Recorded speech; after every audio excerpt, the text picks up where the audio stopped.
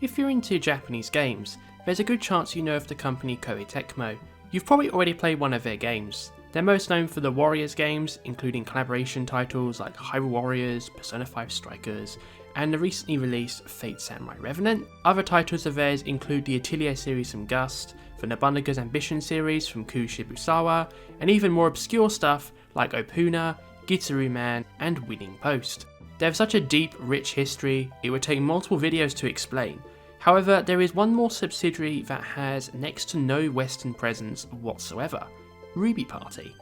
Until 2022, not a single title of theirs has been localised officially, despite being around for over 30 years. Yep, they have an equally rich history, just like the rest of Koei Tecmo. In fact, if you go on the Koei Tecmo English website and read the information there on Ruby Party, you wouldn't think much of them, even if you're into the kind of games they make, unless you know why they're so important. That's the purpose of today's video. It's time to talk about Ruby Party, who they are, what they made, and how they birthed the Otome game. The beginnings of Ruby Party also go right back to the start of Koei, long before its merger with Tecmo in 2010, so we need to touch on this a bit first. Koei was founded in July 1978 by Yoichi Arakawa and his wife Keiko Arakawa. Much like Nihon Falcom, Koei began by selling PCs and made-to-order software. However, in 1982 they managed to become a player in the Japanese software market through the unexpectedly successful adult title Danichi Suma no Yuwaku, otherwise known as Seduction of the Condominium Wife. And this wasn't exclusive to Koei, by the way. You'd be surprised how many big-name Japanese publishers made a rogue in their early days. Also unrelated to Condominium Wives, before moving on, they released one of the first known Japanese RPGs the same year. Yep, even before Dragon Quest. This title was called Chitai Tenken, aka Underground Exploration. A name that sounds very generic, but the game itself not so much. However, what really secured their existence as a company came the following year, which was the first Nobunaga's Ambition title, the commercial and critical success of which set Koei on their way to a secure future. So why did I bring up Nobunaga's Ambition? You see, it was after the release of Nobunaga's Ambition, only one woman was working on games development at Koei. This led Keiko Arakawa to set a new goal that would ultimately lead to the formation of Ruby Party. Provide new opportunities for women to enter game development, as well as titles aimed at women. Now this sounds simple, but it turned out to be a long-term project, much longer than anyone anticipated. In a 2015 Famitsu interview to celebrate Angelique's 20th anniversary, and translated by Anne Lee for Vice, Keiko Arakawa reflects on the development process for the original Angelique. She said that because few Japanese women studied programming back in the 1980s, Koei had to recruit a lot of women with humanities degrees instead. She said, "It took a long time to get our female staff used to making games. None of the women we hired had any experience making games. Hence her husband Yoichi helped make Angelique as good as it was. Ruby Party itself wasn't founded until 1990 because of this." When Koei released Angelique for the SNES on September 21st in 1994 in Japan, it wasn't immediately popular, even though it was praised by those who played it. There were two reasons for this. The first one was the technical limitations of the SNES itself. Because of these, it was impossible to fully convey elements that we'd normally associate with visual novels today. Remember, this was back before Leaf and Key became big names in Japan, with the former credited for coining the term visual novel, which we use in English-speaking communities. Additionally, the technology just wasn't in place yet. This meant Angelique had no voice acting, and it was really difficult to immerse the players in the world of Angelique. Secondly, Koei had a challenge in marketing the game. How are they going to get women interested in playing Angelique, yet alone actually playing it? Gaming was still seen as a male-dominated market, so Koei had to think outside the box, so to speak. The technical limitations I outlined complicated things a bit more. So the solution they came up with was simple: launch Angelique as a multimedia franchise. This meant drama CDs, manga, events with voice actors, as well as more opportunities to find out that Angelique exists. And yes, it is good! Koei used shoujo manga aesthetics as part of their strategy, specifically to appeal to girls who never played a video game before, which makes sense given that shoujo manga such as Sailor Moon and Revolutionary Girl Utena was popular at the time, Additionally, the drama CDs and other media functions serve to fill the gaps that technical limitations made, most notably the lack of voice acting. This strategy paid off, and as word of mouth spread throughout these adaptations, Angelique became popular, and hence a new franchise, and hence subgenre, was born. Now before moving on, I need to address something important regarding Ruby Party games, as well as how the rest of this video will be structured. As Koei's Otome games became more successful, they created the Neoromance franchise as an umbrella term to describe all their games aimed at women. Now the terms Neoromance and Ruby Party are often used interchangeably to mean the same thing, but they are different. While Ruby Party develops Neoromance games, not all titles Ruby Party develops are part of the Neoromance series. Non-Otome titles like Buddy Mission Bond are not. Secondly, I'm going to give a detailed overview of each of Koei Tecmo's core Neoromance IPs: Angelique, Harukanaru Toki no Nakude, and La Corda d'Oro. Then I'll touch on a few other titles they've worked on, including the non-Otome games. There are just too many titles to do a full breakdown for every single game, especially as almost all of these games are Japanese exclusive with no English fan translation or official release available. So consider this a series of detailed overviews for each series, how they play, their history and legacy, including what, if anything, of these iconic franchises made it overseas. Finally, Koei's wider history doesn't really factor into Ruby Party's history here, because Ruby Party titles were not released outside of Japan, so unless relevant, I'm not discussing this at all. This video is very much focused on Ruby Party. So we've talked about the development cycle for the original Angelique. How do these games play? Well, first we need to fully contextualize the setting of Angelique, as this is critical to understand the gameplay. In the world of Angelique, there is a queen who rules the universe with the help of 9 guardians. However, this queen isn't a god who lives infinitely, she must have successors ready to take her place. As part of this process, a final examination must be held between various candidates to find out whether they're suitable for the role. The guardians themselves are the husbandos that players can romance.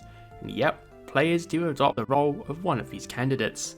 The gameplay flow for Angelique revolves around completing missions, and to complete them more effectively, players must earn the trust and favour of the guardians. The first Angelique game is also unique compared to every other game, as you have a rival named Roselia de Cartagena. Working hard allows the main heroine, named Angelique, to defeat Rosalia and become queen, but if Angelique pursues love with one of the guardians instead, she may lose to Rosalia but have a relationship in its place. In other titles, this dynamic is removed, and instead players perform missions alone and can unlock the 3 different types of endings. They are Mission Complete Ending, Love Fulfilled Ending, and Other Endings. As for the gameplay itself, Angelique at its core is a stat raising sim. Players decide where to go and where to spend time with in this gorgeous fantasy realm. However, each movement costs 1 energy heart, which can only be replenished by sleeping for the day. Going to places also enables players to unlock Secria demands, which are required to complete the exam. Of course, these scenes also involve engaging the Guardians, including entering their royal quarters to converse about the requests or something else. Guardians will then fulfill the Secria requests while the player sleeps in-game. Additionally, and this is unique to the original Angelique, players can ask the Guardians to sabotage Roselia's progress by taking away her Secria missions. This is an abridged summary of the gameplay. It does resemble other stat raising sims available in English, including Jack Gian from Broccoli, as well as the PC classic Dandelion Wishes Brought to You. Future Angelique games would also go on to have way too many guys you can romance. In later titles, Angelique Etoile and Angelique Etoile, you could romance 19 guys! Speaking of future Angelique games, the original SNES Angelique title was re-released and expanded multiple times over the years, allowing Ruby Party to improve the game and aid immersion. Angelique Special added voice acting and animated scenes. Angelique Duet allows the player to choose between the perspective of Angelique and her rival Roselia de Cartagena. Angelique Special 2 follows a timeline where Angelique from the original game becomes queen and she needs to choose her successor. Angelique Colette is the protagonist this time round, which is totally not confusing.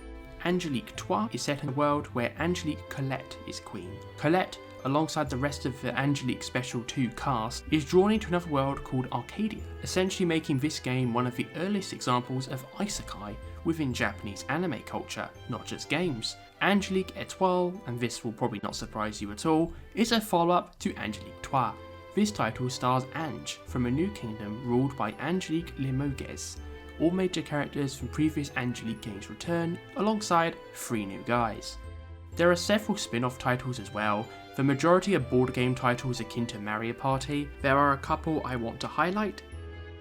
Titled Angelique Tenkou no Requiem, this curious title is a full-on traditional RPG that Koei released on the PC FX and later PS1 in Japan.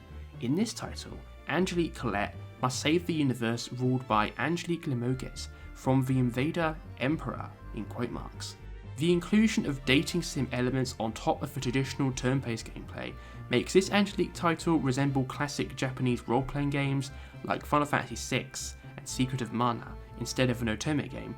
That said, the dating sim stroke Otome elements of this game very much exist. Think of it as the Otome game version of the romance elements in other niche Japanese RPGs we did get localized, such as Growlands A Wafer of Time, Thousand Arms, and Sakura Wars So Long My Love. There is also the Neo Angelique series as well. This isn't connected to the world of Angelique for the most part, as it's set in the far-flung future and features more modern technology. It's considered its own thing by Rue Party as a result. Also, fun little side note, Idea Factory co-developed and published the most recent Neo Angelique title for the PlayStation Vita back in 2017. As of the time of this video, the most recent Angelique title is Angelique Luminize, which was released for the Switch in Japan and Asian markets day and date on the 20th of May 2021. This title essentially served as a soft reboot of the series, given there wasn't an all-new title for 18 years by that point. In this game, you play as Ange, a 25-year-old office worker who is then chosen as a queen candidate and taken to another world to undergo the exam. Unlike all the other Angelique titles, it is entirely standalone and doesn't require previous titles to fully understand the context. This is where the series stands today, and aside from a stage play based on Luminize, there isn't any news regarding more games in this franchise. Before I move on though, there is one more Angelique game I want to touch on. In 1996, Koei re-released the original SNES version under the name Angelique Voice Fantasy. Yep, as the name implies, Rue Party was able to somewhat overcome the technical limitations regarding the voice acting. So how did they do this? Well, they used the Voice-kun peripheral Koei created for the SNES. Now, as I said earlier, I wasn't going to talk about Koei's history outside of Rue Party, but after finding out this port exists, I'm making this exception. Voice-kun, not Voice-kun by the way, it's Voice-kun, uses infrared transmitter receiver technology as well as the SNES's second controller port to control CD players. Voice-kun can learn the various IR signals from CD players, which differ by manufacturer. Every copy of Angelique Voice Fantasy came with a Voice-kun, as well as audio CDs which included the voice acting. By using Voice-kun, players can play through the original Angelique on the SNES with the voice acting in real time, much like a conventional visual novel we know and love. Angelique Voice Fantasy was the 5th and final release to include Voice-kun, following on from the EMIT sound novel language learning series which Koei developed and did actually release in the West. This is because at this point the SNES was outdated. After all, newer hardware that enables voice acting natively, like the Sega Saturn and the PlayStation 1, had already been out for a while before, hence Voice-kun became a relic of the past. That said, it's extremely cool how Rue Party went full circle with the original Angelique on the SNES. They originally turned Angelique into a multimedia franchise to overcome the limitation of the SNES. Now at the end of the SNES's life, they were able to release a version of Angelique closer to what they first envisioned. That is extremely poetic. Now we're moving on to the second core pillar of Ruby Party's library, Harukanaru Toki no Naka de, which translates roughly to within a distant time.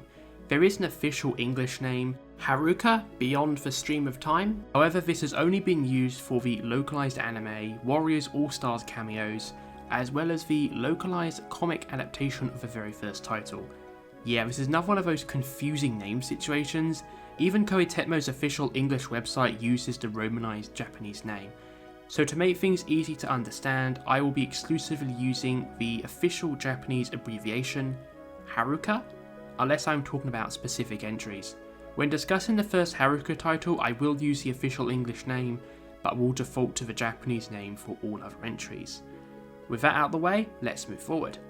What exactly is the Haruka series? This series was deliberately made to contrast the medieval European setting found in Angelique. This borrows from real-world Japanese, Indian and Chinese history, as well as mythology, to create a truly Eastern-themed fantasy experience. Each title borrows from all these sources but has its own standalone story. They are also illustrated by the same person across the entire franchise, Toko Mizuno. To give an example, the very first Haruka title, Haruka Beyond the Stream of Time, was inspired by Heian period media, which was extremely popular at the time in Japan. To give a bit of context, the Heian period took place between the years 794 and 1185 in Japan, which can be summarised as a period in which Chinese influences on Japanese history and culture decreased, and Japan built its own history and culture in its place. It's also when hiragana and katakana came into existence, and if you've tried learning Japanese, you will almost certainly have studied these. Characters directly sourced from histories and myths would be added to the Haruka series starting from the third entry. Now I'm not going to detail every single scenario in depth here, simply because these games, aside from adaptations of the first Haruka title, were not localized. There is just too much to cover. However, there are some consistent features and themes you will find in every Haruka title that I will outline and explain in detail, so you can get a feel for what each title in this franchise is like. The first point of note, each Haruka title takes place in a parallel world that behaves like Japan. Additionally, each in-game world shares the same origin story. This origin story is genuinely fascinating and I really want to talk about it. The story goes that the white and black dragons created each world, both representing yin-yang. They also act as essential guardians of the world, especially when their powers are combined, becoming a being called Yinlong. If the dragons bless you, you're guaranteed a life of eternal serenity. This world has a balance that must be maintained, and if this balance is disturbed, the mystical 5 elements will be diverted off course and various bad things will happen. So what do the dragons do? They bestow their powers to a young woman. They're very selective and they may have to travel through time to find someone they believe is worthy. After building a deep bond and connection with this woman, they make her the White Dragon Priestess, otherwise known as the main protagonist of each Haruka title. She has the power to seal spirits away, as well as control the elements. She also has her own retainers, aka the love interests. Once they form a trusting bond, only then can they combine their powers to defeat their foes. Fans at the time really wanted role-playing elements, as well as unique characters exclusive to each title, which is a vast contrast to Angelique. Rui Party responded to this demand via fan surveys by incorporating both these key features into the Haruka series. This essentially makes each Haruka title a standalone experience, hence you can jump into any title in the series without needing to play any of the previous titles. The stories of each Haruka title focus on crafting a feeling of loss and tragedy for each character, who each have problems the player needs to solve to unlock their endings. Characters also have their own personalities and narratives. This also includes the protagonist. The stories are romantic, but they're also very different from what you find in most other Otome titles, especially when combined with the gameplay. The RPG elements deserve a bit more attention because this is the part of the video that might appeal to JRPG fans the most. In some ways, the Haruka series could be considered visual novel stroke RPG hybrids. They are not SRPG hybrids like the Utawarumono or the Sakura Wars series, but they're still very different in their own way. Plus, there isn't much detail on this online, yet alone with video footage, so this will be new to a lot of people. Haruka's gameplay includes random battles and a leveling system on top of the deep character development, essentially making Haruka titles casual RPG visual novel hybrids. In the earliest Haruka titles, battles play from the perspective of behind the guys with animated character portraits of the guys as well as the enemies directly in front of you. A more modern comparison for this style would be the likes of Reigai Gantz by Experience Inc. for the PS Vita, as well as an actual good version of Time and Eternity for the PlayStation 3. In other later entries, the perspective would become horizontal, akin to classic Final Fantasy titles. One notable aspect though is that you, the player, can only control the heroine. You can attack and defend and give items to your fellow guys, but you cannot control them directly, kind of like the earliest versions of Persona 3. You can improve the effectiveness of our party members in battle by bonding with them and completing content in their stories. Yeah, this series really encourages you to romance the guys, which is an interesting way of gamification. The player selects commands found in speech bubbles, so you do need to know Japanese to read and respond to the correct commands and win the battle. This is not an import-friendly title. There are also other gameplay features such as elemental strengths and weaknesses, kind of like the Fire Emblem weapon triangle, except it's more of a star. In the first two Haruka titles, timed simulation aspects like in Angelique formed part of the gameplay. However, later titles added free roaming, allowing players to look around areas at their own pace before continuing the story. Also, the stunning world map design is typical for titles set in historical Japanese settings, so think of things like Muramasa the Demon Blade, Orishika, Tainted Bloodlines, or God Wars. There are other variations in gameplay too across each title, as well as graphical improvements. Later Haruka titles would adopt 3D battle environments instead of 2D ones. In terms of gameplay changes and variations, there are too many to list individually, so here's an example. In Haruka 4, the combat system is changed so that each heroine and each party member fight back to back with the enemies, and upon defeating the enemies, the heroine can choose a partner to join them to defeat the rest. The legacy of the Haruka franchise is almost as long running as Angelique. Following on from the first title's success, various sequels, ports, remakes, and spin-offs all exist as well. There are far too many to list in this video, although I will add that the most popular platforms for the Haruka series include the PS2, PSP, PS Vita, and for modern platforms, the Nintendo Switch. And a little fun fact, Haruka 4 even got ported to the Nintendo Wii of all things. At the time of this video, the most recent Haruka title is the 7th mainline entry, Harukanaru Toki no Naka des 7, which was released in Japan on the 7th of June 2020 for the Nintendo Switch. As I touched on very briefly before, Haruka has become a multimedia franchise alongside Angelique, with various anime, manga, and stage play adaptations. This allowed the Haruka series to become an iconic franchise within the Japanese gaming community. In the West, Haruka is largely unknown and forgotten, given the fact only some of the manga and anime adaptations got an official localization, as well as a few character cameos in the Muso title Warriors All-Stars for PS4 and PC. Of the three core Neoromance pillars, the Haruka series is the franchise I personally want to check out the most. Its fascinating setting blends historical Japanese fantasy with RPG battle elements, making it the most distinctive series, not just in Ruby Party's lineup, but for Otome games in general. That said, the Japanese language bar being higher than the other core pillars means overseas fans of Otome games like me will have to either hope for a localization, a fan translation, or to learn Japanese. Ruby Party's third pillar for the Neoromance series is equally as distinctive as the other two pillars.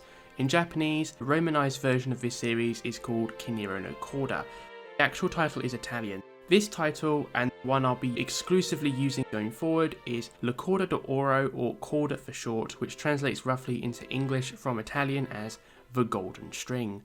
The Corda series is distinctive from the Angelique and Haruka series, through having a different real-world modern-day setting, which was in response to fan requests at the time. Additionally, much like the Haruka series, the Corda series has a series illustrator, Yuki Kure. So what is this Otome game series about? Well, much like the other two core Neoromance pillars, La Corda d'Oro also has some overarching lore. In the world of La Corda d'Oro, fairies exist. In the world, they call themselves Fata, and they can't be seen by most humans. One of them, Lily, is an ancient Fata who can utilise the power of magic. After Lily befriends a man, the man asks Lily to bless a school, named Saizo Academy, with the power of music. Lily chooses each participant for the Academy's annual competitions, and enables the participants to see her for the duration of the contests. Every single protagonist, and hence participant, in the Academy concert is a skilled violinist.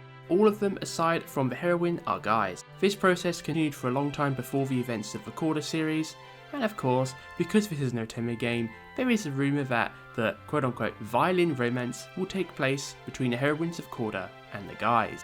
The Corda d'Oro 1 and 2 star Hino Kahoko as the protagonist, In the first game, Hino has a chance encounter with Lily, the fairy that I mentioned earlier. Lily gives Hino a magical violin and a place in the annual music competition.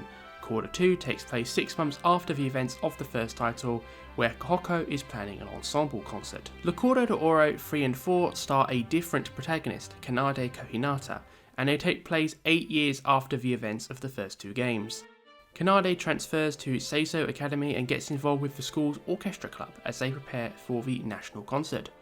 In Corda 3, she must also learn to improve her skills so the school orchestra can win the tournament. One key difference of Corda 3 compared to Corda 1 is that the fairies are removed entirely in favour of the magic of music, aka the ability for lead musicians to move their audience. Corda 4 follows the theme of Corda, but does have a similar presence to Corda 2, in that Kanade seeks to join ensembles after her classmate Haruto invites her to participate in a weekend concert. At their core, the Corda titles are stat racing sims. The social sim gameplay takes place within Seiso Academy in both bird's eye and 3D environments. The bird's eye views are like location-based selection screens typical for visual novels. For the 3D environments, the closest comparisons that come to mind are JRPGs that are more niche, such as Disgaea and Growlanza. You have free reign to walk around the luscious school environments, talk with your classmates, and work towards building your stats. Protagonists Hino and Kanade have 3 personal parameters that can all be increased: technique, performance, and bravo points. One big element of the Corda titles is that because you have musical concerts and ensembles to prepare for, you don't have unlimited time. Yep, this game has time management mechanics. Time in Corda is broken right down to minutes of each day, however how much time is passed within each day is down to the player's choices.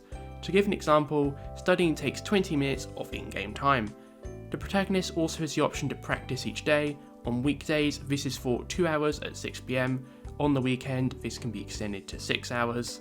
Of course, the overarching narrative progression does prevent this from happening every day, but generally this is how it goes down. As I touched on earlier, preparing for concerts and ensembles is a big part of the Corda titles. What makes these games different is that the study method depends on finding hidden faras, who will give the protagonist musical scores for her to learn the song. Eventually, when she masters a song, she's able to learn a new skill to help with her performance. Additionally, she'll be able to find rames, who were previously invisible to her. When she finds them, she'll be able to watch theatrical reenactments of the song. Once both the faras and rames are satisfied, she'll be able to play the song all by herself. It's an interesting way to gamify learning performance in a different way, which you don't normally see.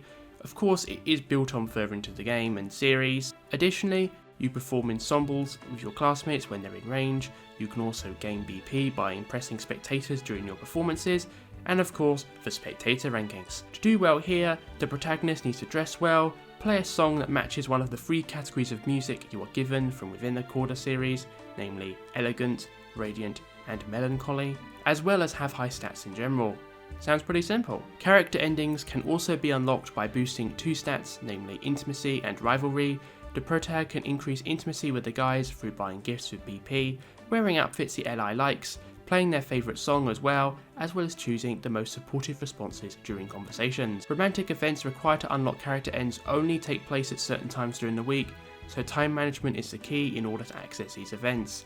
There are also platonic routes and hence endings for the side heroines too, which is also a pretty nice touch. Later Corda titles incorporated many gameplay improvements and additions, whether it's things like using real instruments for performances instead of synthesized sounds, tournament requirements, as well as a mentoring system. Most notably, however, rhythm game elements have been added to the series since Corda 3. These would play like other button-based rhythm games, such as Touken no Tatsujin, Hatsumiku Project Diva, and to use comparisons from the world of Otome games, the popular Utano Prince Sama, and Jack Jian from Broccoli.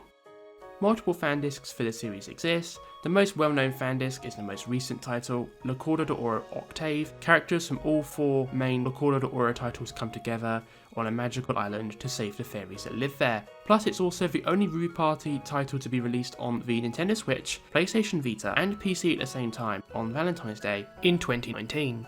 Although the PC version is region blocked outside of Asia, so unless you live there, you can't access it. Much like Ruby Party's other Neoromance pillars, Le Corda de Oro is a multimedia franchise which covers the likes of anime, manga, drama CDs, and more. Viz Media licensed the original manga adaptation, releasing several volumes in English between 2007 and 2012. This is the most well-known adaptation of the Corda outside of Japan, although due to its age is largely forgotten at this point. The anime adaptations were also officially released overseas. Additionally, La Corda de Oro 4 was officially localized in Asia in Chinese for the PlayStation Vita, making it the first official Ru Party game localized outside of Japan in some form. La Corda de Oro is an interesting franchise. It has a typical real-world setting brought to life with elements of the supernatural. Given it's the newest Neoromance pillar, while it doesn't have a legacy as vast as the others, its legacy is still important, as is its fanbase. Fingers crossed we see more from this franchise very soon. Even though Ruby Party have primarily developed Neoromance games, they've dipped their toes into other genre and IP too, especially within the last 5 years. There are too many to sum up in this video. I've already had to omit details on fan discs and side stories for the main Neoromance games, as there's just too much to talk about. Therefore, I'm going to be somewhat brief with the following titles, especially because some of these do have more coverage in the English-speaking world than the Neoromance titles. Let's start this miscellaneous list with this seemingly insignificant but actually quite significant title, FabStyle. This is the first Ruby Party title not to be branded under Neoromance, and was Ru Party's first cross-gen title on Nintendo platforms, with it releasing for both Nintendo DS and Nintendo 3DS on the 3rd of November 2011. FabStyle is a pet project by Keiko Arakawa that took 10 years to develop from the initial idea to its release. It aimed to try to convince more Japanese girls to enter the world of business. Players adopt the role of a clothes shop manager, and your goal is to get the clothes shop up to the #1 position. While managing the store, players must meet monthly evaluations, ensure designs and outfits are as coordinated as possible, manage stock intake and purchases, as well as keep up with trends. Additionally, given many of the customers are men, there are opportunities to learn new things as well as romance the men. Players can wander around the in-game world of Harbour City and take classes at the academy, meet up with other characters in the park, as well as customise their avatars into the beauty parlour. Honestly, this game does deserve its own video because of how much depth there is to the gameplay, and given this is a summary section of an already long video, I won't be able to fully explain it. However, considering this game is essentially a business management simulation aimed at a young audience, it does sound pretty cool, and it's also very similar to the Style Boutique aka Style Savvy series. Interestingly, this game had one vocal supporter you wouldn't normally expect for this kind of game. Former Nintendo president Satoru Iwata. While some of you may know he was interested in bringing the game overseas, his support even extends to a video message at the completion ceremony held in Japan. Iwata said that he wanted to support FabStyle in the hope the franchise would grow in the long term, especially given the success of similar titles on Nintendo systems. Hence, he wanted to work hard to make the then brand new Nintendo 3DS successful so that more women would buy the game. Sadly, Iwata's desire to localise the game would not become a reality. Ru Party said at the time they wanted FabStyle to be successful in Japan first, and it seems that sales didn't meet their expectations, seeing as we never heard from either Koei Tecmo or Nintendo in the years since regarding a Western localisation. That said, FabStyle did later receive full English fan translation patches for both the Nintendo DS and Nintendo 3DS versions, so in a way, Satoru Iwata did get his wish granted. The link to the thread with the patch is in the description below if you're interested. Regardless, FabStyle is still a unique title within Ru Party's library that might be worth looking into if you're a fan of this kind of game. If you know anything about Nintendo and Koei Tecmo, they've had a long-standing relationship, dating right the way back to Pokemon Conquest on the Nintendo DS and Project 04 on the Nintendo Wii, but that's just the tip of the iceberg. The deepest part of the iceberg of Nintendo/Koei Tecmo collaborations is Buddy Mission Bond, an adventure game developed with Ru Party and guest illustrations by Yusuke Murata. This title stars protagonist Luke Williams, very British by the way, teaming up with Aaron the Phantom Thief Beast, not Persona related, Mokuma a ninja, and Chelsea a conman to stop the Discard criminal syndicate. They do this through forming the undercover investigation team Bond. In an interview with Nintendo Dreamweb, it was revealed that Nintendo approached Ru Party asking them to develop an Otome game for the then in development Nintendo Switch. Ru Party submitted a pitch that Nintendo approved in around 2016. Over time, due to the ambitious scope of the title, it changed from an Otome game to a title focusing on bonds of all kinds. This game is a hybrid of visual novel sections and action-based sections, which usually take place as investigations. The action-based sections are themselves split into two phases. The first involves teaming up into pairs to look for clues, and the second is enemy infiltration. These action segments seem to be where a lot of the game's budget went because they look absolutely beautiful in fully rendered 3D environments. Buddy Mission Bond was released in Japan on 29th of January 2021 and 20th of August 2021 in Taiwan and Korea.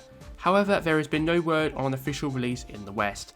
Given Nintendo are the publisher, it's up to them to decide whether to localize the game. Both Nintendo of America and Nintendo of Europe likely decided not to localize the titles. Sadly, this isn't surprising. After all, Nintendo is a large corporation and usually avoids visual novels altogether in favour of more profitable titles, because there are much more of them to localize. Assuming they don't decide to localize Buddy Mission Bond within the rest of the Switch's lifecycle, in between all of those upcoming Mario ports and remakes, hopefully a fan translation happens down the line. To this day, it's the only Nintendo published Switch title not to be translated into English, and one of only 2 Nintendo published titles not to be published in North America, the other one being Dr. Karishima's Brain Training for Nintendo Switch. Of all the games in this miscellaneous section, Touken Ranbu Warriors is likely the most well-known title. After all, this is the first Ru Party developed title in history to get an official English release.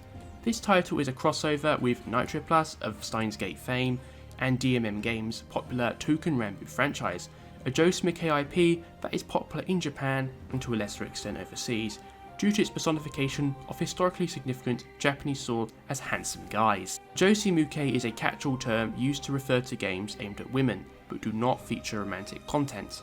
This is not an Otome game. It's also not a visual novel, so what is it then? It's a Musou game also co-developed with Omega Force. That's why Koei Tecmo localized this title above all else. And we all know how much Koei Tecmo loves releasing their Musou games overseas. The story of Touken Ranbu Warriors is, to quote the original press release, "In Touken Ranbu Warriors, members of Touken Danshi have been drifting through time without their master, the Saniwa, to lead them, when they are suddenly attacked by the fearsome History Retrograde Army, HRA. After the initial conflict, the Touken Danshi are approached by the government of the time and sent on a mission into the war-torn Sengoku era, where the revision of Japanese history is already underway.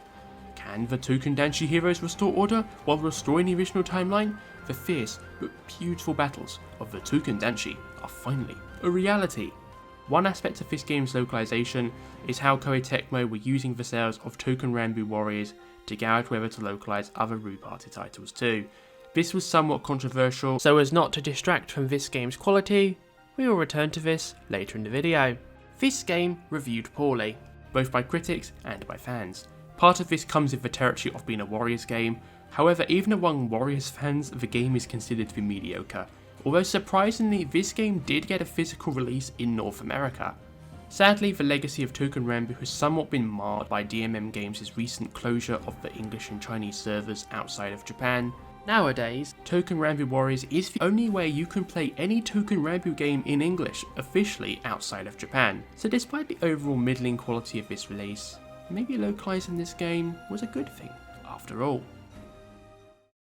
As Ruby Party moves into the modern era, naturally their business strategies are somewhat diversified. They expanded genres like I already touched on, but also expanded markets. In terms of markets, they began increasingly releasing their games into the Asian market as standard. The Chinese Otome market is bigger, and hence is taken more seriously by Otome companies compared to the West, so it does make sense to start there. Like seriously, even Dia lovers, Kenkobancho Otome and tons of highly requested Otome titles by the English fanbase are getting released in Chinese, but we have yet to hear anything about Western releases. So that's for Japan and Asia. Well, what about the West? We already got Touken Ranbu Warriors, however that title wasn't exactly what the overseas fanbase for Ruby Party actually wanted. No, Ruby Party fans are primarily fans of Otome games, hence of course they want Otome games localized. And of course, if Ruby Party fans are anything like White Album 2 fans who watch my White Album review and click straight to this section, you want to know whether Ruby Party games will realistically ever come to the West. So let's touch on this now. In part, due to Ruby Party's expansion into Asian markets, Ruby Party started seriously considering the Western market. This is going as far as to conduct social media market research via Koei Tecmo America, as well as interviews with journalists, some of which I've sourced in this video. Hence, more people became aware of them outside of Japan. In a 2018 interview with Mei Erikawa, the daughter of Keiko Erikawa and who now runs Ruby Party, said the following in an interview when asked about localizing Ruby Party games overseas. "We have considered it, but we are just not sure how much demand there is and had to put it off for a while. With Steam now bringing more opportunities for expansion overseas, I believe there is a chance we will reconsider it once again. We would be very grateful for any information you could share with us regarding your interest towards our titles overseas.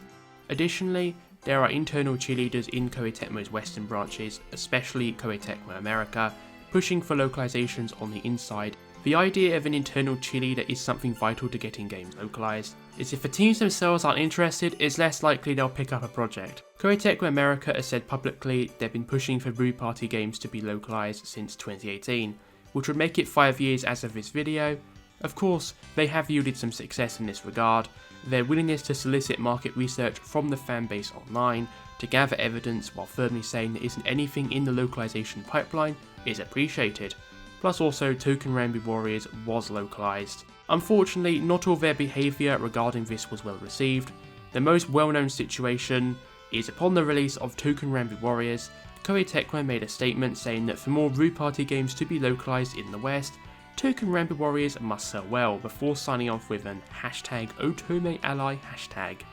While this logic may sound understandable on the surface, Touken Ranbu Warriors is a Warriors game set on a Josuke franchise. It's not an Otome game. While some Otome fans are also fans of Josuke and Warriors games, this is only a partial overlap. It's not an accurate sales metric to judge whether Neoromance games would sell overseas, and they should not have publicly claimed this. The decision makers in Japan seem wary of localizing Ruby Party titles, as they doubted people would turn up to support the titles. Unfortunately, Western Otome fans are used to not being taken seriously by these companies, in part due to misogyny towards women in general, as well as the poor QA and marketing for games we do get. Hence it does mean we've been burnt before. The most notable example was back in 2015, when Spike Chunsoft was teasing a possible localization of Kenkabancho Otome, only for this to never happen, and Spike Chunsoft refusing to publicly acknowledge this again, which is a whole mess that deserves its own video. Koei Tecmo, to their credit, has always tempered fan expectations regarding localizing Ruby Party titles, so despite some missteps, I personally still appreciate their efforts. As to whether Ruby Party games will ever get localized, let's weigh up some of the evidence. Firstly, while there are no publicly available sales figures for Touken Ranbu Warriors in the West, given it was a Nintendo Switch game that did get an English physical release in North America, it likely did decently at least, given Switch collectors and fans of Muso and action games picked it up. Secondly, the Switch is one of the most successful consoles in history, and given the Vita fanbase was absorbed into the Switches, much of the same attitudes and buyers' preferences exist. This includes collecting, the high software attach rate, and of course, other games. There is a massive fanbase on the platform that are more willing to try out more niche games like Ruby Party titles.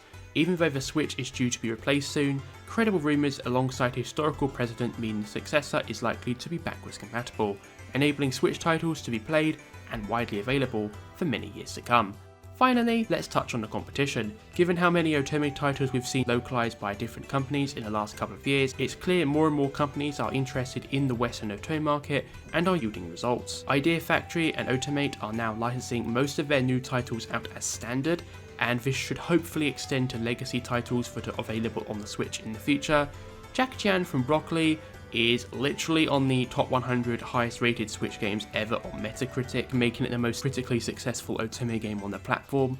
Dramatic Create, Hune X, and Prototype, companies known mostly for porting titles to consoles only for Japan, have multiple multi-language games available on the Switch and the PC, and have even branched into Boys Love, another genre that is also niche but has some overlap with Otome fans. Even D3 Publisher has released some of their titles in English.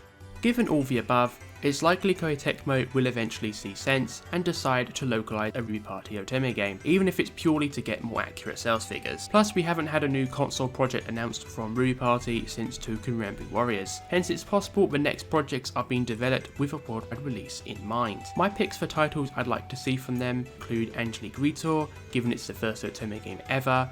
Angelique Rise is also one I'd like to see, especially given it's on Switch and is the most realistic pick for a localization. As for non-Angelique games, I'd love to see the newest Haruka and Corda titles released over here. Given each Haruka title is standalone, a belated release of Haruka 7 would make a great introduction and could appeal to JRPG fans due to the mechanics. Alternatively, remasters of the original Haruka title, which did come to PS Vita, as well as the first Corda title, may also work as well. Outside of Otome, Buddy Mission Bond is also up there on titles I'd like to see, but as this is up to Nintendo, I doubt this will happen.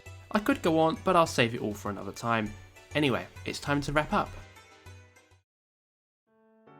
When I first started working on this video, I expected this video to focus exclusively on the Otome games lineup. However, the more I researched and put this video together, the more it became clear that Rue Party are so much more than just Otome. I think I said a lot about Rue Party both historically and in the present, while I'd argue Rue Party's diversification is an expression of what they've always been, a team that innovates and pushes barriers of all kinds. Whether it's for technical limitations that prevented voice acting, for creation of innovative new settings for each Neoromance pillar, as well as of course, for glass ceiling facing women, the very reason Rue Party came into existence in the first place. Rue Party's innovation led to a birth of the whole subgenre of video games, and the impact of this is not fully understood outside of Japan. Sure, Axis Games and Idea Factory introduced Otome games to the West, and we should be thankful to them for doing so.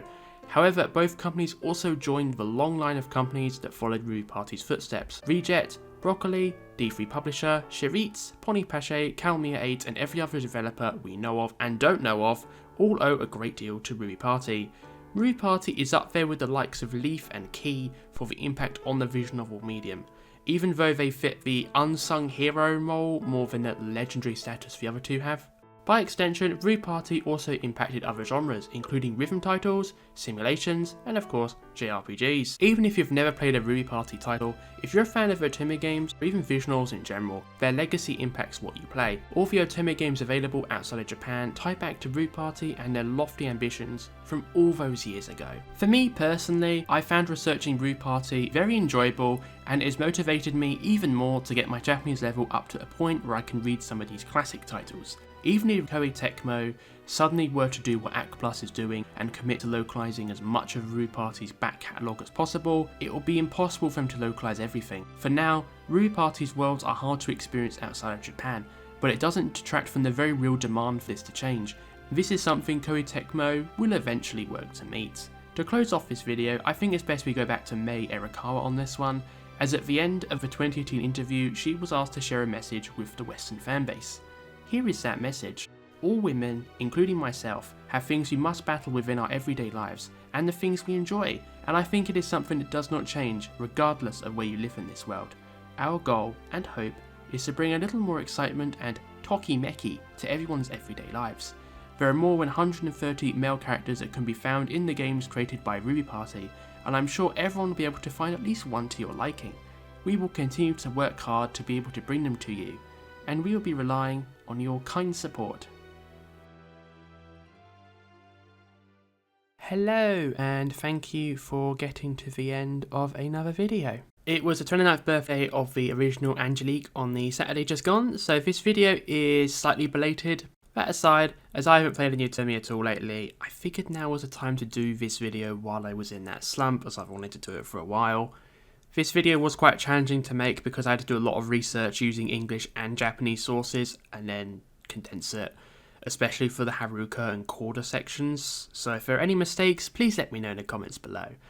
And finally, to have a little channel update, I definitely plan to move over to more longer form detailed videos like this and my other like retrospective and review videos going forward for the most part.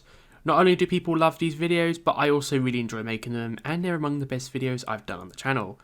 It does mean I must start promoting my coffee a bit more and exploring monetization, even though I'm not monetized on YouTube yet, as this stuff takes a lot of time, and having some form of income to help me do these videos and offset the time and labour would make it more sustainable long term. I do already have my coffee in the description below for those interested and able to. Anyway, I'm out for today. Thank you so much for watching, liking, commenting, subscribing, other algorithm boosting stuff, and of course sharing too. Thank you so much. Bye bye.